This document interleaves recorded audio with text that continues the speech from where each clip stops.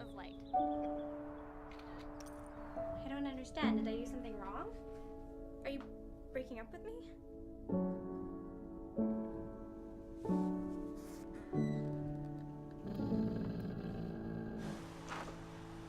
Slow and steady.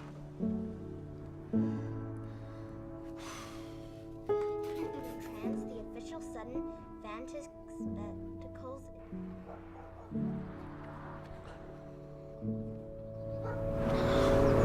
This is Maddie.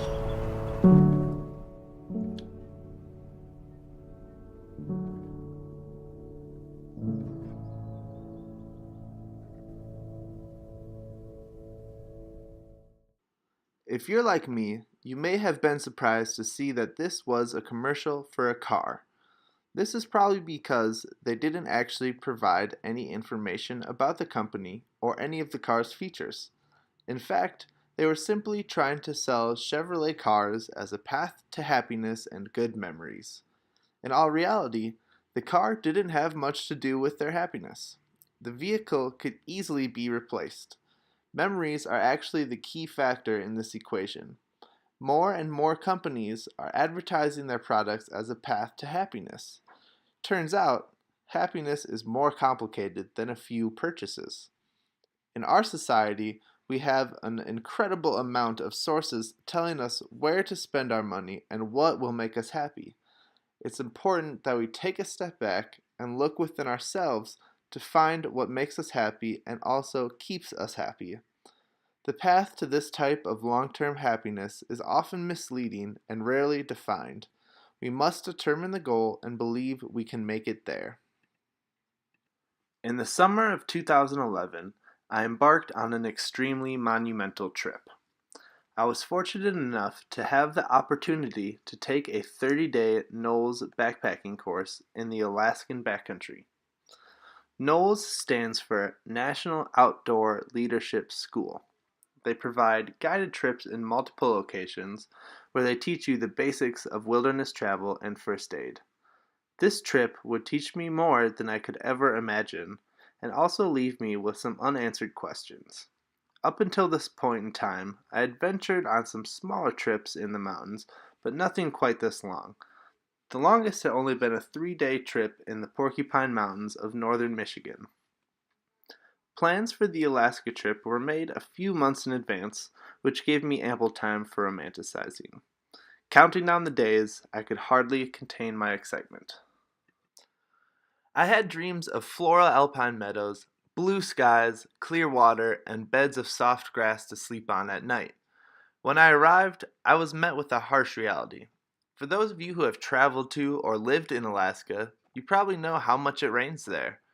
If I recall correctly, 25 out of the 30 days we were there, we were rained on at least once. The hiking was rough as there were no trails, and most nights were spent sleeping on rocky mountainsides. This was not what I had been expecting. Honestly, those first few days, I was disappointed. I had such high expectations for the journey that reality couldn't hold up. This made me unhappy. As the days went on, I found myself growing farther from those expectations and adapting to my new reality. I embraced the daily challenges and pushed myself out of my comfort zone. This made me very happy. Still, I wanted to know how I could erase this momentary lapse of happiness at the beginning of my trip. Perhaps my expectations had been too high. I started researching to see if there were any articles about how to manage expectations. I stumbled upon this article, Is Happiness Equals Reality Minus Expectations a Good Formula? Written by Raj Raghunathan. This article helped me understand that we should not lower our expectations. Raghunathan explains that if we consistently have low expectations, then we lose all hope for happiness. No hope leads to depression and apathy. Instead, we should embrace our high hopes, for the time spent happily looking forward to a moment will exceed the time spent unhappy when things don't go our way if we are able to adapt. In order to adapt, we must be willing to accept a challenge. Overcoming different challenges and obstacles can be one of the greatest sources of happiness and self-esteem. So when things don't go our way, Instead of becoming discouraged, we must keep an open mind and understand how rewarding a challenge can be. As I continued with my research to find ways of increasing our happiness, I came to the article, "Here's How Money Can Really Buy You Happiness," written by David Futrell. This article brought to my attention the effects memories have on our happiness. In order to understand our memories a little more, let's view this short video. Watch to see the comparisons made to our memories. We think of memory as the ability to recall something, a skill, a name, a moment. But memory is actually the result of a number of processes. Imagine memory as a film reel. Short-term memory is the bit of film projected on a screen at any given moment. Long-term memory occurs when the reel is put into storage. In between, the short-term memory is converted into long-term memory through a memory hardening process called consolidation.